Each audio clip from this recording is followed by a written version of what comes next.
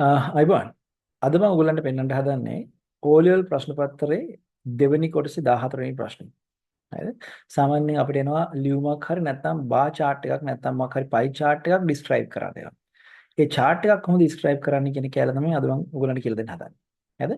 දැන් මේ අද උගන්වන්නේ pie chart එකක්. ඒ වගේම bar charts තියෙනවා. එතකොට tables තියෙනවා. අපි ඒව ගැන අනාගතයේදී කතා කරමු. ඔයා මේක බලන්න YouTube එකකින් නම් subscribe කරලා තියාගන්න. මොකද තව ඉස්සරහට එනවා වැදගත් පාඩම් ටිකක්. හරි අපි යමු මේ පාඩමට. දැන් මේ වගේ ප්‍රශ්න පත්‍ර මේක දන්නවා ඕලෙවල් කරන ළමයි හොඳටම දන්නා මේ සම්බන්ධ. දැන් මේක අරන් තියෙනවා 2013 ප්‍රශ්න පත්‍රයෙන් දෙවෙනි පේපර් එක 14 වෙනි ප්‍රශ්න. එතකොට මේ වගේ ප්‍රශ්නයක් ඕලෙවල් වලට එහෙම ආපුවම ඕකේ ඔයාලට පුළුවන් එක්ක ලෙටර් එක නැත්නම් මේක තෝරගන්න. අපි හිතුවා මේක තෝරගන්න. මේක ලකුණු 10ක් හම්බෙන්න මේක බොහොම ලේසියෙන් කරන්න පුළුවන් ප්‍රශ්නයක්. දැන් මේක කාපම පයි chart එකක් කාපම ඉස්සෙල්ලාම ඔයා කරන්න ඕනේ මෙන්න මේ අදාළ ට්‍රෙන්ඩ්ස් වලට ගිහලා මෙන්න මේවට ගිහලා මේකට නම් ලියා ගන්න. මේක නවල් එකක්. පේන පාටෙන් ගමු. හරිද? මේ තියෙන නවල්ස් ගැන නේ. ඒතකොට 20% කියලා කියන්නේ මොකද? short stories. මෙහෙම ලියා ගන්න ළඟට ගිහිලා. නැත්තම් ඔයාට මේකේ මේ දත්ත වැරදුනොත් එහෙම අපරාධ සෑහෙන ලකුණු කැපෙනවා. දැන් poetry. මේ තියෙන poetry. ඊට පස්සේ තියෙනවා cartoons. හරිද? ඊට පස්සේ තියෙනවා මොකද්ද මේ magazines. හරිද? ඊට පස්සේ තියෙනවා newspapers. right මෙන්න මේ විදිහට ඔක්කොම ලියා ගන්න. එතකොට ඔයාලට පැටලෙන්නේ නැහැ සහ වරදින්නේ නැහැ. හරිද? මේ වගේ එකක් මම තාම ප්‍රශ්නට ගියේ නැහැ. මම ප්‍රශ්න තාම පොඩ්ඩකින් පෙන්නන්නම්. මම නිකන් මේ තාම chart එක විතරයි පෙන්නන්නේ.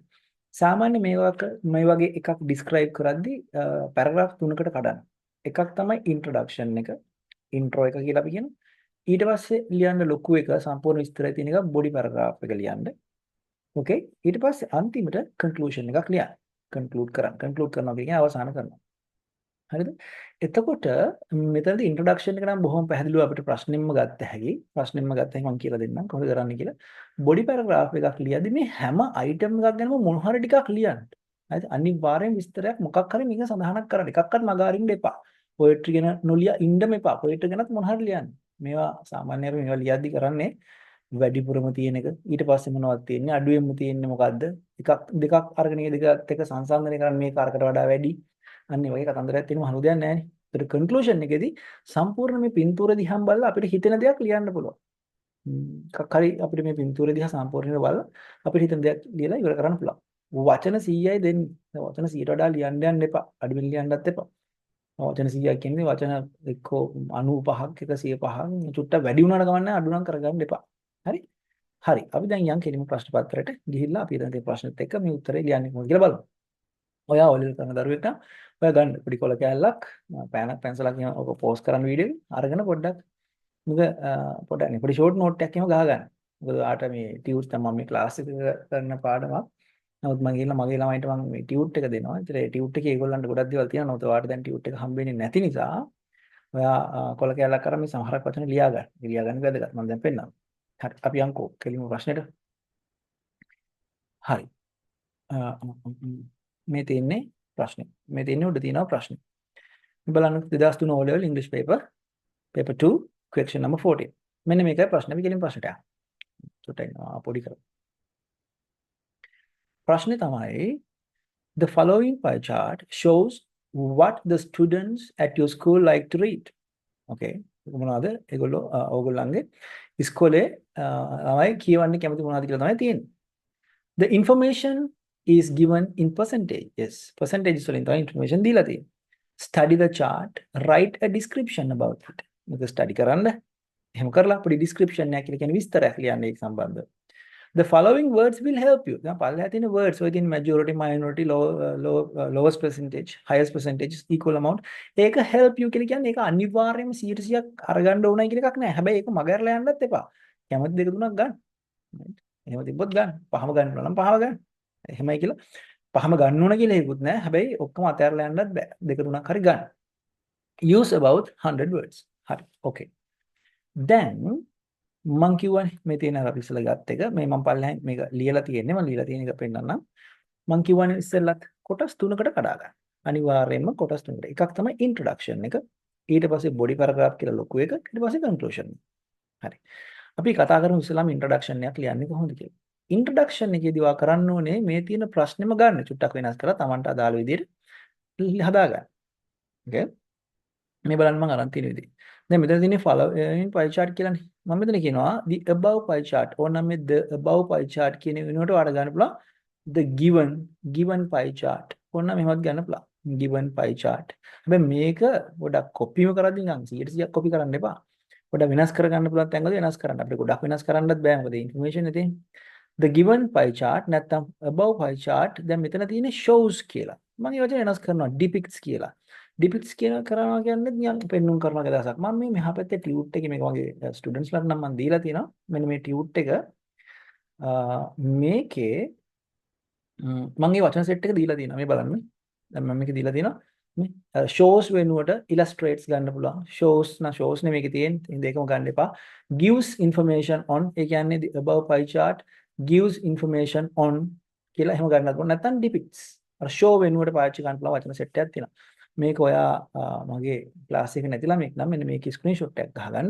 නැත්නම් මේ වචන සෙට් එක ලියා ගන්න. වැදගත්. හරි. හරි. අපි යමු. තාම දැන් ඉන්ට්‍රොඩක්ෂන් එක ලියන්නේ. මතක තියාගන්න කොටස් තුනයි ඉන්ට්‍රොඩක්ෂන් එක, බොඩි පැරග්‍රාෆ් එක, ඊට පස්සේ කන්ක්ලූෂන් එක. ඉන්ට්‍රොඩක්ෂන් එක කියන්නේ මොකක්ද? මේ තියෙන ඉන්ට්‍රොඩක්ෂන් එක. මේ බලන්න. The given නැත්නම් above pie chart depicts what the මේ අරකමයි what the student දැන් මෙතන තියෙන්නේ at your school කියලානේ. What the students at our school like to read. Okay මෙන්න මෙහෙම තියෙනවා. හරි. දැන් මේ ඔක්කොම එකට ගත්තොත් මේ තියෙන materials වගේ නේ reading materials වගේක් තියෙන්නේ. ඒක ළමයින්ට ඔළුවට ආවේ නැහැ කියන්නකෝ. මම මේ වලට කියන්නේ reading materialsද? මේ වලට කියන්නේ booksද? books නෙමෙයිනේ. මේ තියන්නේ what students at our school like to read. ඒ කියන්නේ reading materials වගේ. හරි. ඒ වගේ ටිකක් තියෙනවා. හරි. ඊට පස්සේ ඔන්න ඔයා මේක ලිව්වා. The above pie chart depicts what the student at our school like to read. ඒ කියන්නේ මෙතන කොහොම ගත්තා. චුට්ට වෙනස් කරා. ඔයා වෙනස් කරේ මොකද්ද? following එක above වුණා. show එක depict වුණා. එතකොට at your school කියන එක at our school කියලා වෙනස් වුණා. හරිනේ. කිසි ප්‍රශ්නයක් නැහැ. ඔන්න ඔයා ඒක ලිව්වා. ඊට පස්සේ එතනින් නවතින්න එපා. ඉන්ට්‍රොඩක්ෂන් එකට තව චුට්ටක් දාන්න. මොකද්ද? ඔයා කියනවා there are 6 categories. මේ categories මේ වචනේ මේ විදිහටම ගන්න. categories මොනවද තිබ්බත් කවන්නේ categories. මෙතන තියෙන්නේ හිතන්නකෝ leisure time activities කියලා. නැත්තම් ඛණ්ඩ කැමති කෑම කියන්නකෝ. එහෙම නැත්තම් මේ තියෙන්නේ transportation modes කියලා හිතන්නකෝ. මොනවා ගත්තත් ඔයා කෙලින්ම ඔයාලට මේක පාවිච්චි කරන්න පුළුවන්. ඕන එකකට ගැලපෙන වචන නැත්නම් categories. There are 6 categories. දැන් මෙතන තියෙනවා 1 2 3 4 5 6. එතන 6 things are 6 categories. එහෙම නැත්තම් ඔයාලට ගන්න පුළුවන් 3 categories 5 categories තියෙන ප්‍රමාණය ගන්න. There are 6 categories. ඊට පස්සේ මම ලියනවා they are ඒවා they are නෙමෙයි මේ තියෙන්නේ they are මෙතන තියෙන්නේ they are මෙතන තියෙන්නේ they are ඒක හොඳට බලන්න they are novels මේ පිළිවෙලට ලියන්න novels short stories poetry cartoons magazines and newspaper cartoons magazine and newspaper හරි ඔන්න ඔච්චරයි introduction එක වෙන මොකුත් නැහැ ඔන්න අපි introduction එකක් ලිව්වා හරි එතකොට මේ විස්තර ටිකම අරගත්තා introduction එක ලිව්වා හරි. ඔන්න ඉන්ට්‍රොඩක්ෂන් එක හරි. මම මෙතන ලියන්න ඉන්ට්‍රෝ එක. ඉන්ට්‍රෝ කියන්නේ ඉන්ට්‍රොඩක්ෂන්. ඊට පස්සේ තියෙනවා බොඩි පැරග්‍රාෆ් එක. හරි. ඊට පස්සේ තියෙනවා කන්ක්ලූෂන් එක. මම මේ වචන මේ විදිහටම පෙන්නන්නම් ඔයාලට මේ ඉන්ට්‍රොඩක්ෂන්, බොඩි පැරග්‍රාෆ්, කන්ක්ලූෂන් වගේ වචන ඔයා ඉගෙන ගන්න ඕන වාගේ සාමාන්‍ය ඔළුවට යන්න ඕන. මොකද ඔයා ඇඩ්වාන්ස් එක්සෑම් එකක් කරද්දී මම IELTS කරන ටීචර් කෙනෙක් විදිහට ඔය ඉන්ට්‍රොඩක්ෂන්, බොඩි පැරග්‍රාෆ්, එතකොට කන්ක්ලූෂන් කියන ඒවා ඔයාගේ නිකන් ඔළුවේ තියෙන්න ඕන වචන සෙට් එකක්. මොකක්ද ඉන්ට්‍රොඩක්ෂන් එකක් කියන්නේ මොකක්ද බොඩි පැරග්‍රාෆ් මේ තියෙන්න ඕන නිසා මම මේ වචනේ මේ විදිහටම තියන්නම් හරි ඒවා වෙනස් කරන්නේ නැතුව හරි ඔන්න දැන් මම කියන්නේ කොටස් තුනකට ලියන්න ඔන්න පළවෙනි කොටස හරි පළවෙනි පැරග්‍රාෆ් එක හරි දැන් දෙවෙනි පැරග්‍රාෆ් එක අපි යමු දැන් මෙතන වචන සෙට් එකකුත් දීලා තිනවා අපිට උඩ හරි මැජොරිටි මයිනොරිටි ඒවත් ගත්ත හැකි හරි ඊට පස්සේ ඔයා ඔන්න ඉන්ට්‍රොඩක්ෂන් එක ලිව්වා හරිනේ 100%යි ලකුණු ඒක හරි කිසි ප්‍රශ්නයක් නැහැ දැන් මගේ යෝජනාව තමයි ඔයා සාමාන්‍යයෙන් මේ වගේ එකක් විස්තර කරද්දී බා chart එකක් හරි pie chart එකක් හරි විස්තර කරද්දී ඔයා එතන තියෙන highest එක ගන්න. highest එක ගැනත් එකක් ලියන්න. highest නැත්තම් most එක ලොකුම එක ලියන්න. ඊට පස්සේ ඔයා ලියන්න the second නැත්තම් the next highest නැත්තම් the next most popular එක නැත්තම් most chosen එක මොන හරි එහෙම එකක් ගන්න. දෙක. තුන්වෙනි ලයින් ඒ කියන්නේ මම කියන්නේ මේ එක එක සෙන්ටෙන්ස් ගැන මම කියන්නේ මෙහෙම ලියද්දි ඊට පස්සේ ඔයා ලියන්නේ මෙතන තියෙන least එක අඩුම එක least එක නැත්තම් lowest එක lowest එක ගැන එකකුත් ලියන්න. වාක්‍යයක් ලියන්න. 4 ඔයා මෙතන තිබ්බොත් එහෙම නිකන් කම්පෙයාර් කරන්න නෙමෙයි.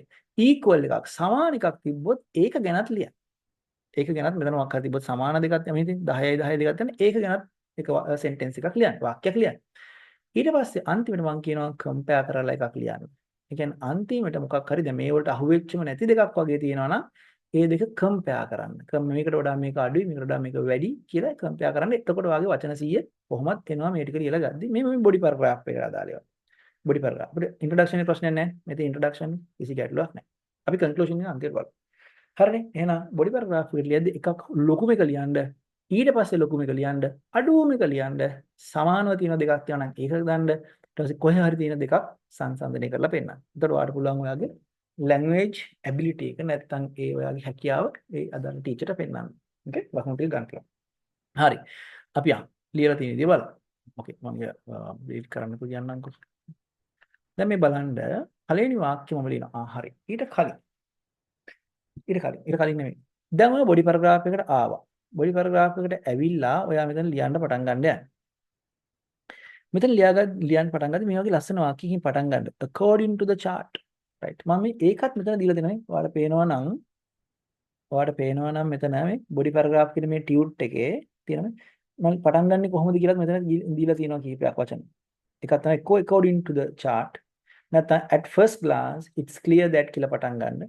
නැත්නම් it can be seen that කියලා පටන් ගන්න. නැත්නම් based on the given data කියලා පටන් ගන්න.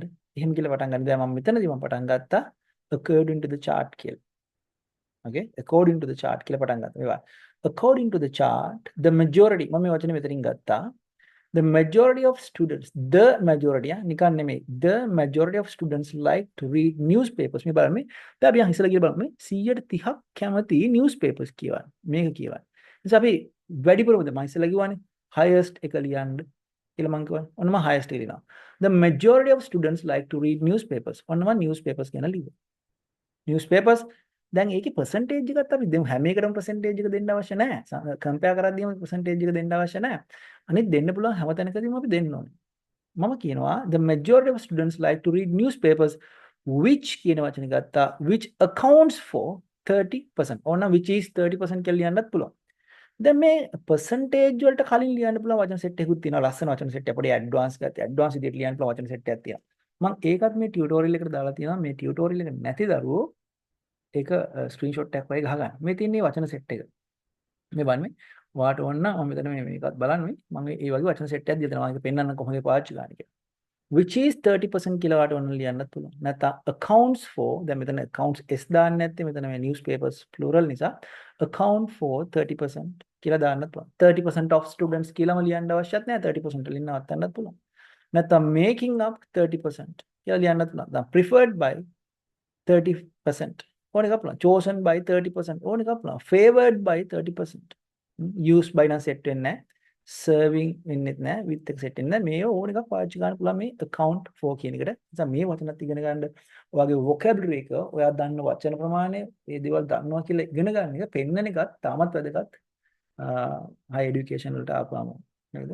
ඉතින් එහාට නිසා මේ වචන නිකන් ඔහේ හැමදාම which is 30% which is 30% කිය දාන්න එපා. ඒක set වෙන්නේ නැහැ. ඒ නිසා මේ වගේ accounts for making up preferred by preferred කියලා කියන්නේ තෝරගන්න කැමති chosen by තෝරගන්නවා favor කියන්නේ කැමතිනවා ඒ වගේ වචන උදන්ට පාවිච්චි කරන්න පුළුවන් අදාළ වචනේ අරගන්න වාට කැමති විදියට ගැලපෙන විදියට හරි ඕකේ ඊට පස්සේ ඔන්න මම කිව්වා highest එක ලියනවා මොකද highest එක the majority of students මෙන්න මෙතනින් පටන් ගත්තා according to the chart මම එකත් කිව්වා the majority of students like to read newspapers which account for 30% ඔන්න දැන් මම highest එක ලියුවා හරි ඊට පස්සේ මම කොහොයාට ලියන්න කියලා ඊළඟට තියෙන එක the next නේද මම ඒකත් මෙතන ඔයාලට ඕනනම් දීලා තියෙනවා මෙන්න මේ ටියුටෝරියල් එකේ මේ බලන්න මෙතන තියෙනවා මේ the next popular නැත්නම් අනේ වගේ වචනයක් කරන් ලියන්න පුළුවන් හරි අපි යමු ඊළඟ බලමු මෙතන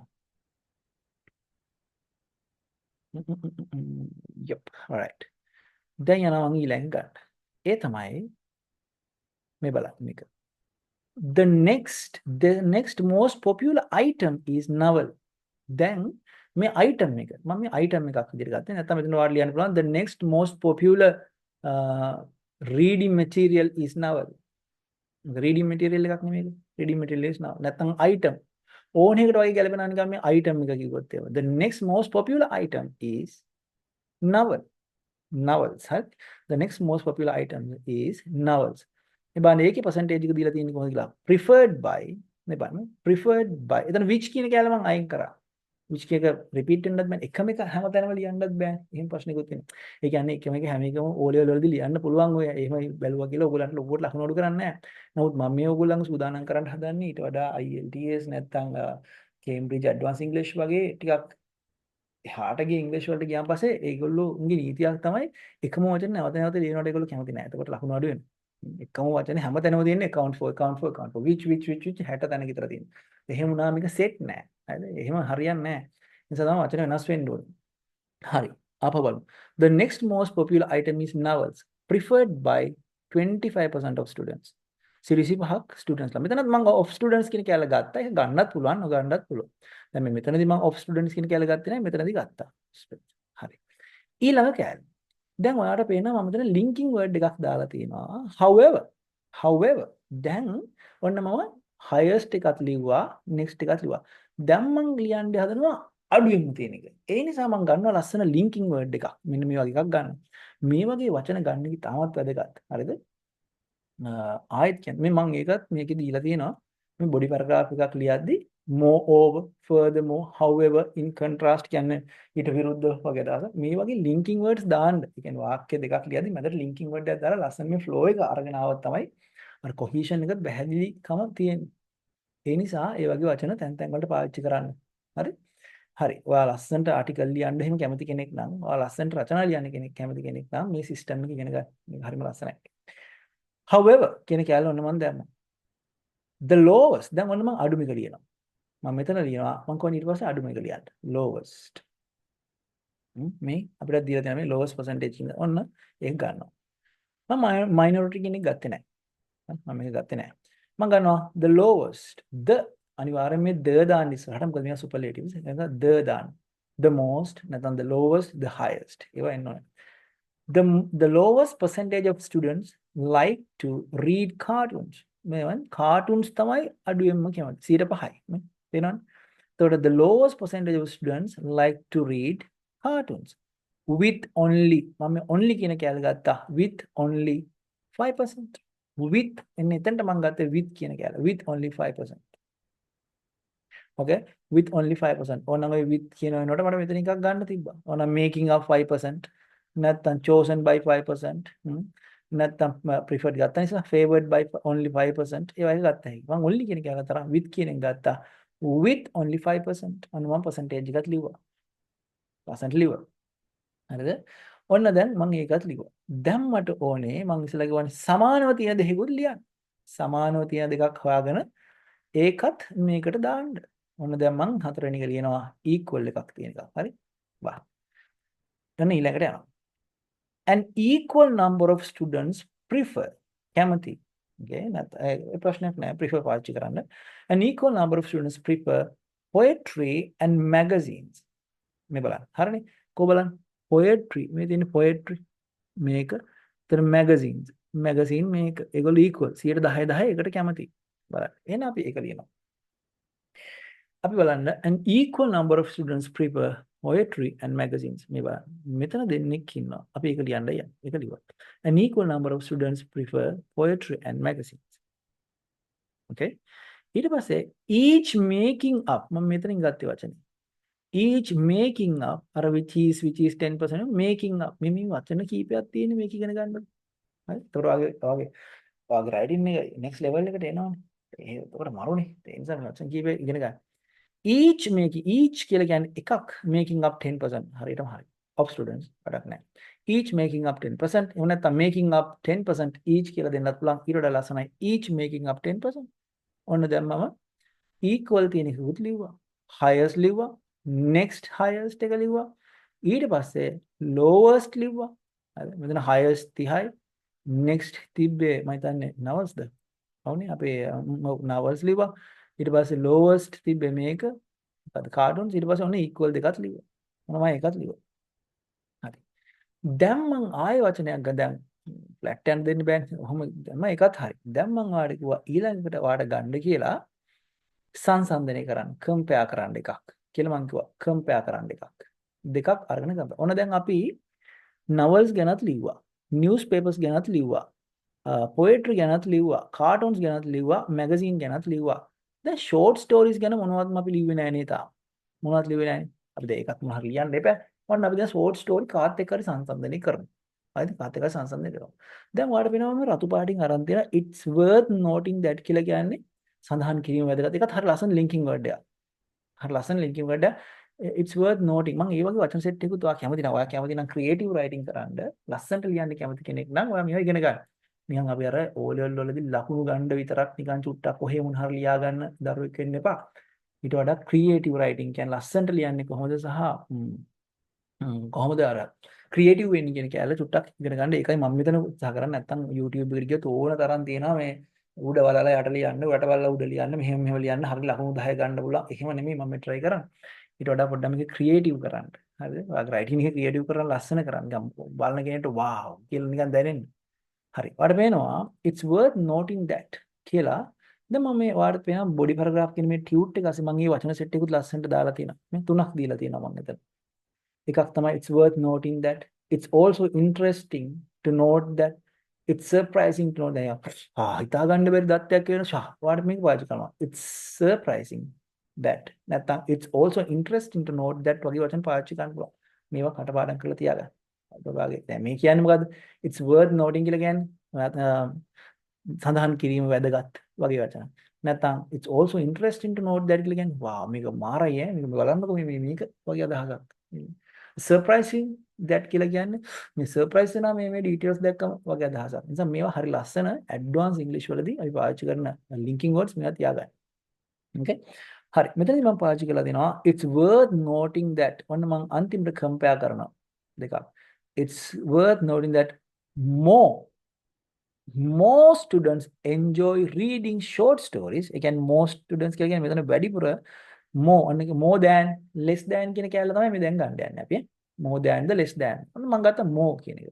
එහෙනම් more students enjoy reading short stories than poetry and magazines. මෙන්න මේ poetry සහ magazine වලට වඩා වැඩි ප්‍රමාණයක් short stories කියවනවා කියන කැලල ඔන්න මම සංසන්දනය කරා. මොන හරි කමක් නැහැ. ඔයා කැමති දෙයක් සංසන්දනය කරන්න. හැබැයි ඒකට මම percentages දීලා නැහැ. කමක් නැහැ. ඒකට percentages දෙන්න අවශ්‍ය නැහැ.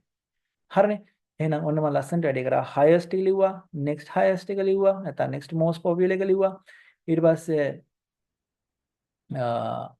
lowest එක ලිව්වා, equal එකක් ලිව්වා, compare කරා. ඔයත් ඒ විදිහටම කරා. වැඩිපුරම දින එක කියන්නේ ඊට පස්සේ දින කියන්නේ අඩුම එක කියන්නේ සමාන දෙකක් සමාන දෙකක් ගැන ලියන්න ඊට පස්සේ සංසන්දනයක් කරන්න. ඔන්න බොඩි පැරග්‍රාෆ් එකේ දැන් ඔක්කොම මම කව කරන්න ෂෝට් ස්ටෝරිත් ඔන්න මම දැන් කව කරා. හරිනේ ඒකත් හරි. එහෙනම් අපි අන්තිම පාර්ට් එකට ඉන්ට්‍රෝ එකත් හරි බොඩි පැරග්‍රාෆ් එකත් හරි. එහෙනම් දැන් යනවා අපි කන්ක්ලූෂන් එකට. දැන් කන්ක්ලූෂන් එකත් නිකන් ලියන්න එපා. to conclude වගේ මේ වගේ වචනයක් දාන්න ලස්සන නේ. in conclusion නැත්නම් to conclude considering about details වගේ වචනයක් දාන්න ලස්සනට. මම ගත්තා to conclude. okay. to conclude it's evident that නැත්නම් data clearly shows that අන්න වගේ වචන ඕන්න පාවිච්චි කරන්න පුළුවන්. මෙතන තියෙනවා ගන්න.